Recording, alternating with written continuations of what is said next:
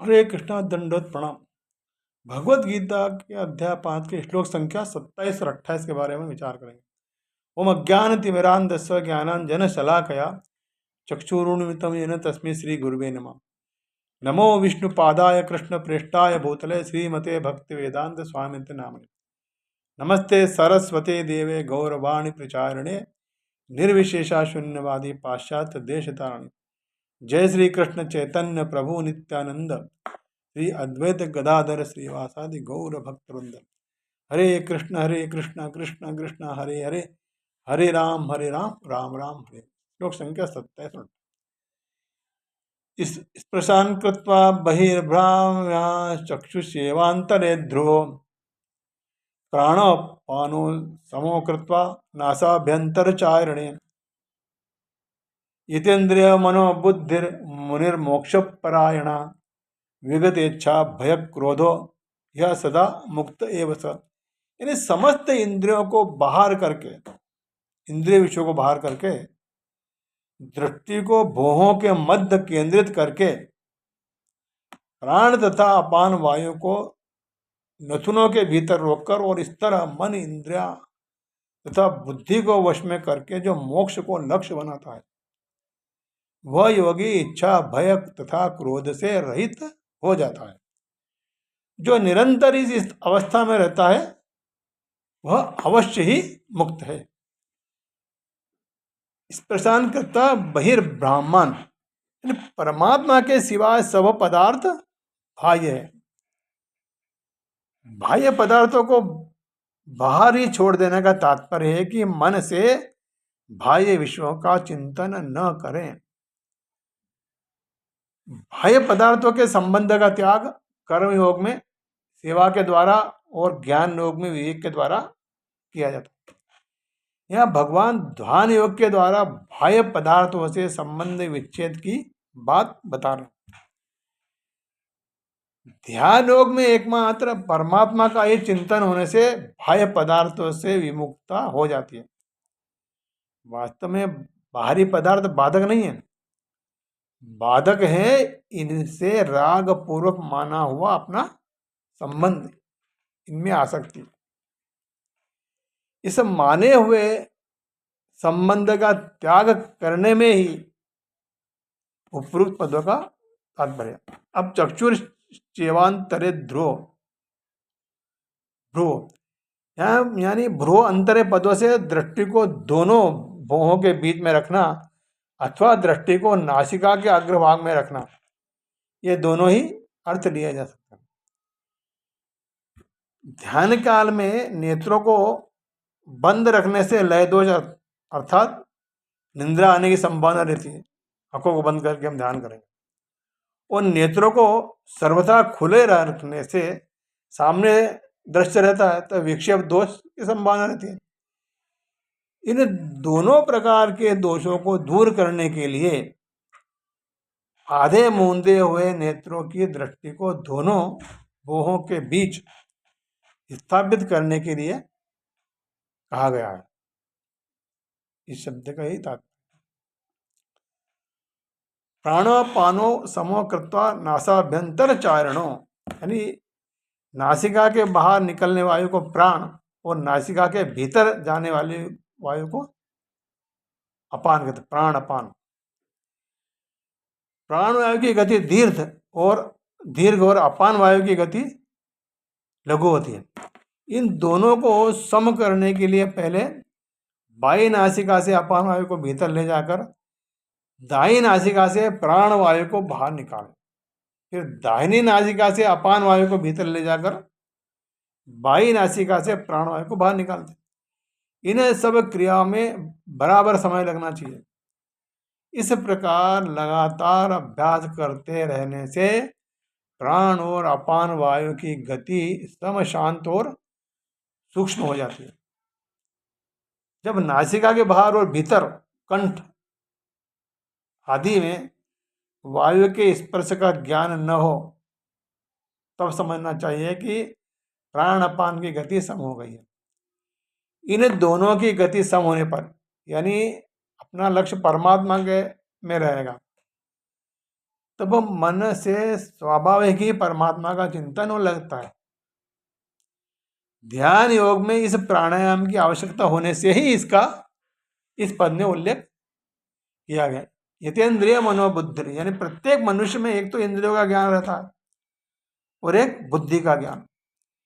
इंद्रियां और बुद्धि दोनों के बीच में मन का निवास है।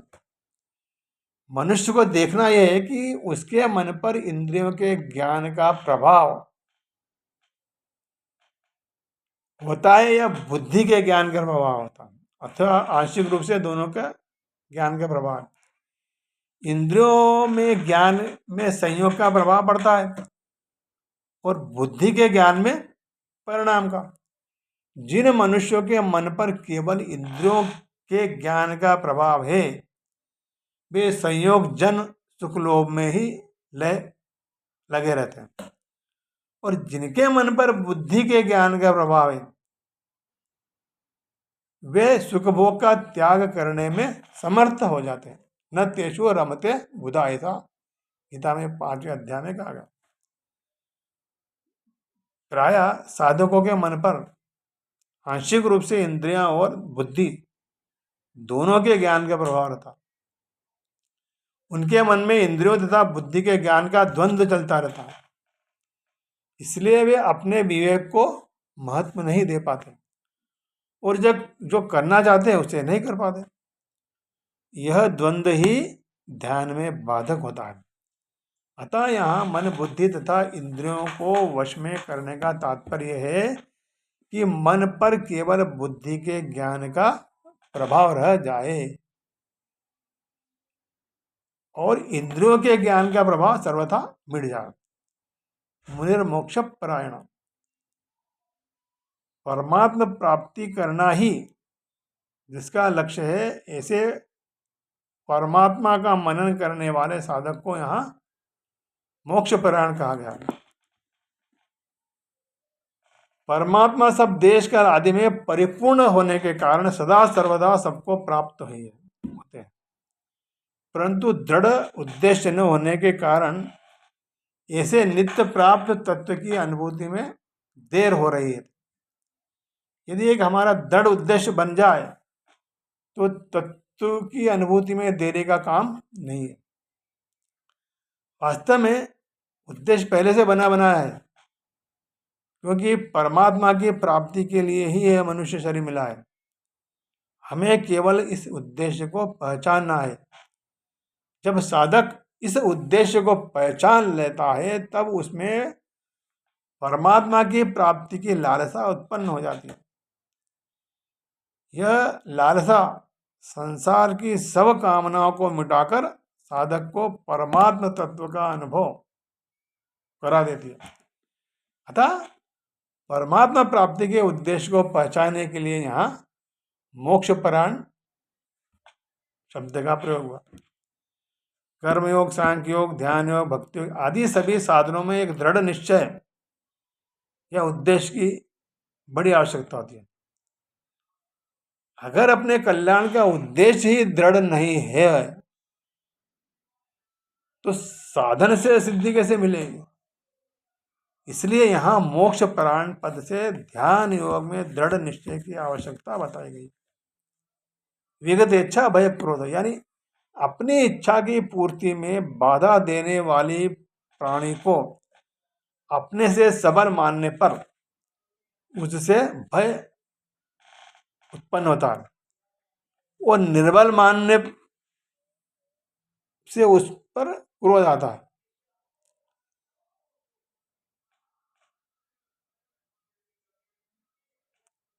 ऐसे ही जीने की इच्छा रहने पर मृत्यु का भय रहता है और अपनी इच्छा पूर्ति करवाने तथा दूसरों पर अपना जमाने की इच्छा से क्रोध होता है। अतः भय और क्रोध होने में